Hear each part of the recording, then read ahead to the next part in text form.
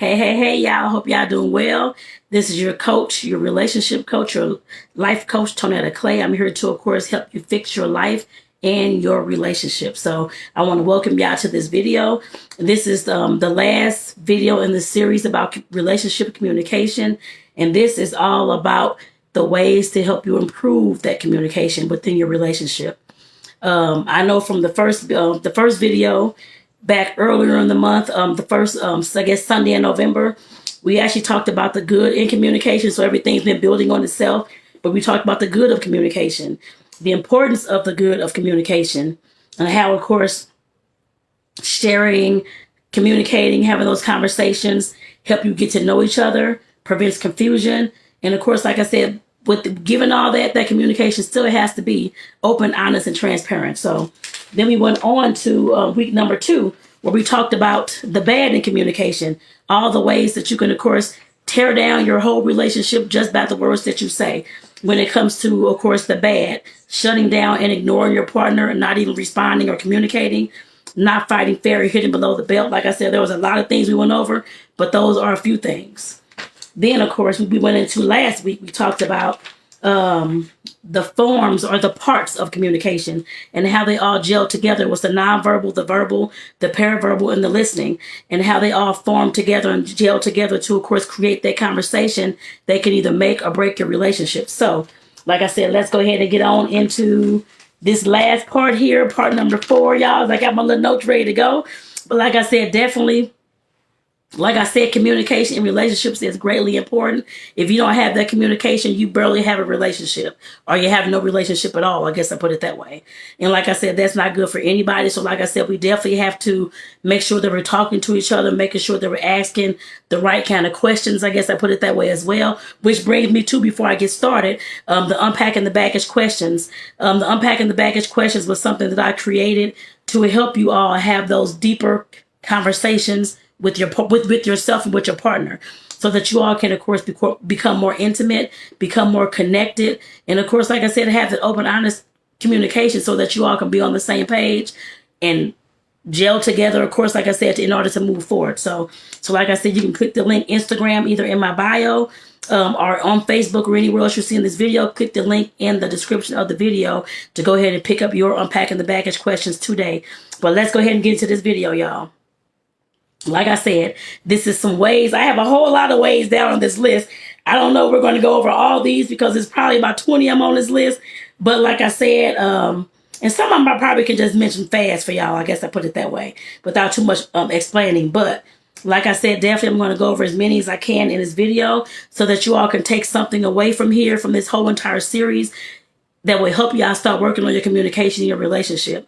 Like I said, you may not use all these things, but if I guarantee if you at least use 1 to 2 or 1 to 3, at least one, like I said, it will definitely begin to help you in your relationship. So let's go ahead and get on to it. The first one, agree to disagree. I know a lot of times somebody wants to be right in the relationship and in the conversation. Is my way or the highway? I'm always right. You don't know what you're talking about. Like I said before, we have to understand that everybody that we, of course, date, marry, or committed to has a different view on life than we do. They have different beliefs. They have different values. They have different morals. They have a different outlook on life, a different perspective. And like I said, than ours. And like I said, nobody's going to be right all the time. Their side of the story is probably right as well. Like I said, there's 2 ways to skin a cat usually. And like I said, definitely their side and your side. Like I said, you have to find the middle ground where you all can compromise at. But like I said, nobody's always right. You have to learn how to agree, to disagree, to understand their side of the situation, to see where they're coming from as well. Always be open and honest. And I know I said that before. I said that in the first series, I guess the first part of this series. You have to always be open and honest, regardless of how your partner feels. I would say definitely do it in a respectful way, not just come off hollering, yelling, cursing, being disrespectful, that kind of thing. But you always have to be open and honest when it comes to the communication, because if not, the lying or being deceitful, those kind of things, like I said, it will definitely break the trust immediately in their relationship. So just keep that in mind. If you need to take a break, just realize that whenever you're having any kind of conversation, you can always ask for time to process, time to take a break, to take that much needed quiet time in order for you to process, to think, to figure out what's going on in the situation, especially if you all are getting heated, arguing or that kind of thing. Like I said, take a step back, take a break. Both of you come back together and then talk about it once you all calm down. And of course, had time to process. I always talk about the right time to have a conversation. You have to make sure that you're not having trying to have, especially a deep conversation with your partner when you all are tired or somebody's upset or somebody's frustrated. Make sure that it's the right time for the both of you, not just one person, not just for you, but make sure it's the best time and a good time for your partner as well. And of course, like I said, I put down her the right time and make time. If there's something going on in the relationship, instead of sweeping things up under the carpet, like I talked about in the first part of this series, there is no need to do that. Just make sure you make time to talk. Even if it's doing the pillow talk in the evening, right before y'all fall asleep, then make the time to have that conversation. It should take a few minutes, unless you all have more things to, of course, discuss and or other information to bring up. I guess I put it that way. I know I've already talked about fighting fair, him below the belt. Do not do that. I know I've talked about listening last week and being empathetic. That is something that you have to do. Listen to, of course, understand, and not to respond. And allow them a chance to express themselves. Always make sure that you're being solution oriented, not focusing just on the problem, what's going on, that kind of thing. Whatever happened, like I said, you have to move on from there at some point in order to find some solutions to how you all plan to move forward and whatever the situation was. Like I said, definitely be solution oriented, not problem focused for the entire conversation. Yes, you can talk about the problem for the first minute or two of the conversation, but like I said, start planning some ways that you all can best move forward. The problem has already happened. There's nothing that you can do about it. And besides, make changes moving forward. When you all are talking, make sure that you have no distractions, no cell phones, no TV. If you all have kids, make sure that they're put to bed or at the babysitters or wherever you all are. Wherever they're at, make sure that there's no distractions. Like I said, nobody wants to, of course, have somebody that you're trying to devote your attention to and the other person's playing with their cell phone or doing this or looking at TV or doing something else, especially if it's a serious conversation. Now, if you're just having just a little chit chat about the movies or where y'all want to go next weekend, that's understandable unless you're needing full attention. But like I said, when it comes to those deep conversations and those things, you have to make sure that you have your partner's full attention and not just you're all on your cell phones, you're doing all this kind of stuff, cooking, like I said, watching TV, putting up clothes. Sit down and face each other and talk. And I just want to say with those deep conversations, again, if you all haven't picked up the Unpacking the Baggage questions, to start having those deep conversations, as you've already been through this series, so you should know a lot about communication, how to, like I said, converse with your partner, that kind of thing. So, and you're moving on to the deep conversations, make sure that you pick up the Unpacking the Baggage questions today. Like I said, Instagram is the link in the bio, and on Facebook or anywhere else, it's the link in the description of the video. So pick up those questions. The next thing, I'm trying to make sure, because like I said, a lot of these things I may not go over every single thing. Okay, here's another one. Think before speaking. If it's not nice to say, then don't say it. Or say it respectfully. I guess I put it that way. But you don't want to, like I said, don't hit below the belt, fighting unfairly, that kind of thing. But like I said, definitely think before you speak. I know I still work on that now. Nobody's perfect. I'm not perfect either. I still work on a lot of these things to make sure I'm still trying to stay in line, keep the communication flowing, the conversation's good, deep, that kind of thing too. I'm still working on that as well, right along with y'all as I'm saying these things. But like I said, definitely make sure that you're thinking before you speak. You don't want to start saying a whole lot of things that you regret later on. Then I have next, learning how to discuss negative feelings constructively. I know a lot of times when we, like I said before, we're having these conversations. You may not like something your partner's doing, or your partner may not like something that you're doing, but we have to make sure that we turn those negatives around as much as we can. And like I said, say the things respectfully as much as you can. Not just, oh, I hate when you do this, you get on my nerve, or blah, blah. That's just going to cause a lot of defensiveness and a lot more arguing, I guess I put it that way. Nothing's going to be resolved. So like I said, learn how to discuss the negative feelings constructively as best as you can.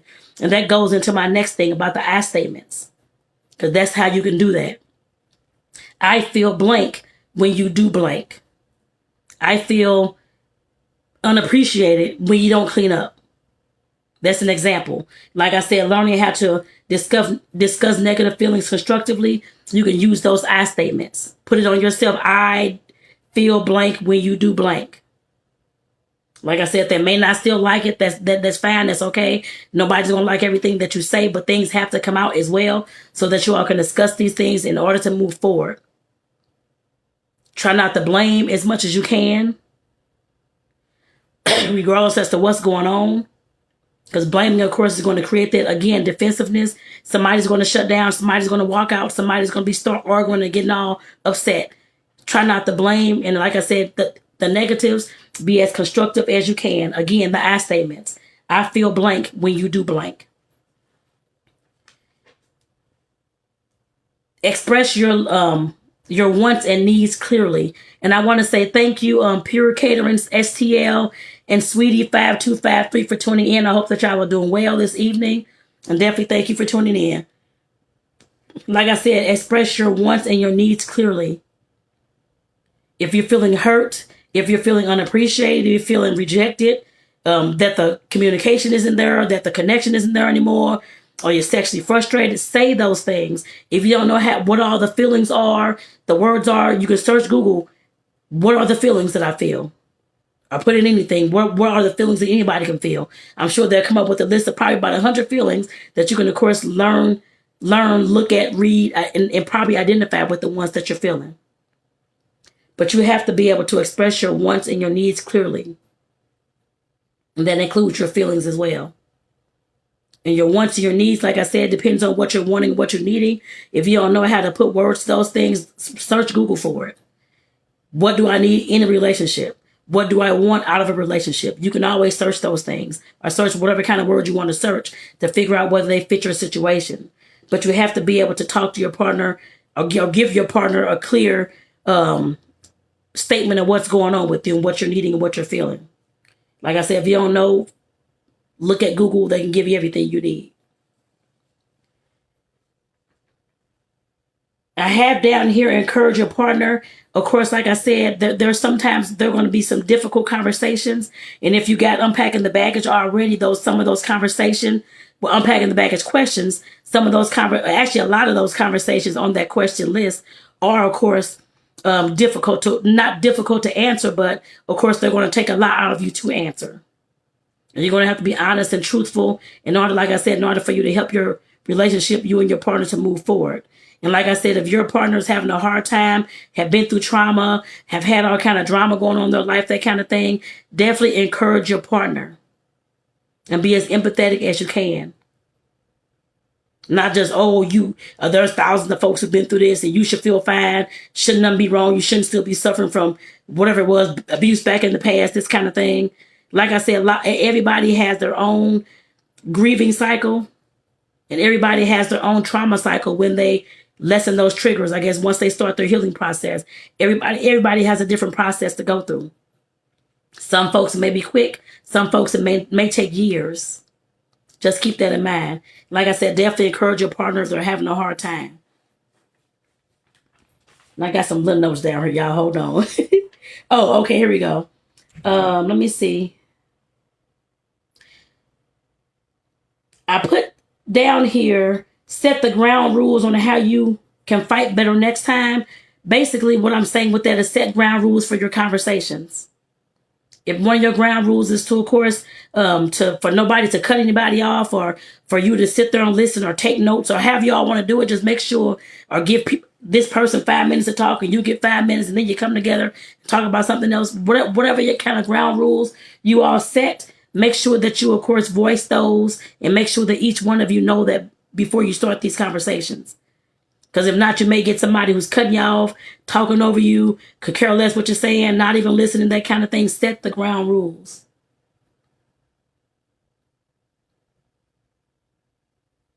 And I have down here the last thing I will say, I think about this. I'm trying to make sure. Yeah, that's the last thing I must. Well, I have some information down here about date nights, but like I said, definitely if you need I would the best. I know I did talk about the unpacking the baggage questions, but I do have something called the date night bundle. I know a lot of folks, of course, I always talk about how date nights are a necessity and not an option. If these kind of things, you all can discuss these kind of things at date nights as well. I always say try to have them weekly, if not at least every 2 weeks. That's a time where you can discuss things like this and the deep seated questions as well, and the issues that you have as well. So let's keep that in mind. And if you need some help planning your next date night, like I said, with the link in the bio, Instagram or Facebook, the link in the description of the video, there is a date night bundle that you can, of course, download as well that will help you with your date nights and to get back on track with those. But the last thing I want to say about this communication and in this series, just remember that you're on the same team working towards the same common goals or similar common goals. Just keep that in mind when you're having these conversations. Your partner is not your enemy. Your partner is not the person that you all are getting into, or you all are having a conversation and you all, I hate you, I can't stand you, I want to leave, all these kind of things. I know it's sometimes easy to say because you don't want to deal with the situation or the underlying problems of whatever's going on. But just remember that you wanted to be with this person, and that they're your partner, they're the person you're supposed to love and, of course, build your life with. And that as I always say, teamwork makes the dream work. There's no sense of working or being in a relationship with somebody when y'all can't even do the teamwork. You're never going to have a dream work at all. Whether that's your dream and goals of buying a house or getting a car or starting businesses, whatever it is, if you all can't work as a team in order to move forward, you will never have anything else but a bunch of arguing, a bunch of trauma-filled relationships, triggers, all kind of stuff going on. And it will turn toxic. I can definitely tell you that. I've been there, done that. Twice, actually. All you're going to have is a lot of toxicity in that relationship if you all cannot work as a team. Just remember that, like I said, any situation that's going on, no matter what you all are discussing, y'all are working as a team to help resolve the problems, coming up with the solutions. And I hope some of these things, they should definitely help you, because these are the things that I've used. And I know they have helped me in my relationships as well. And these are the things that I've talked to others about that's helped them in their relationships too. And like I said, at some point you have to realize that the person that you got with and the person that you want to be with, that's your other teammate. And if y'all are trying to, of course, make that dream work, you have to make the team work first. And like I said, these things about this whole entire relationship communication series definitely should help you. And I know it will help you when it comes time for your next conversation. You just have to start implementing the things that I've talked about. And if you don't know what those are, go back and look at all the other 3 videos before this on Sundays, the workshop Sundays. So, like I said, definitely this is the end of this video. But like I said, I definitely want to thank you all for tuning in to this entire series for the last month. Like I said, this was the relationship communication series. And this last video was talking about ways that you can improve your relationship communication and have better conversations between you and your partner. And like I said, if you need to go back and listen to this again, go back and do that so that you can write down some of these ways.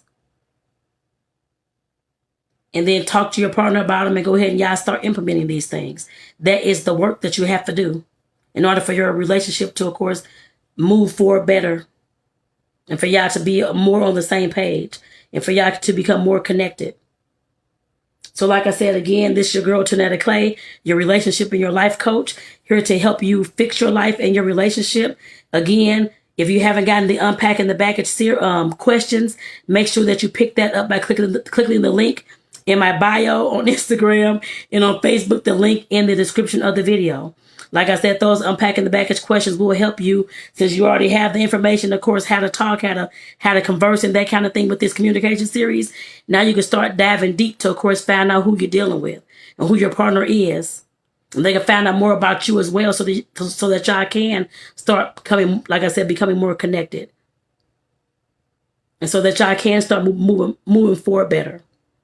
So like I said, pick that up today. And I know I did discuss also the date nights in here as well, because those Unpacking the Baggage questions can be discussed at date nights. And if you need help on scheduling or even getting started with date nights again, because you all have stopped, That same link in the bio and the same link in the description of this video will take you to what is called the date night bundle. Is on that list as well. You want to get both of those things, unpacking the baggage questions, the date night bundle, to go ahead and get y'all set. That will definitely get y'all set on a better track to start improving your relationship today. So like I said, again, thank y'all for tuning in. Instagram, Facebook, and wherever else you're seeing this, I definitely appreciate you all being here. So stay tuned for the next series, y'all. So take care. Like I said, this is the end of the relationship communication series. And I appreciate y'all for being here. So thank you all. Have a great rest of your Sunday. Take care. And if you know somebody that needs this message in this video or any part of the other series, make sure that you share this with them as well. So take care, y'all. Have a good one.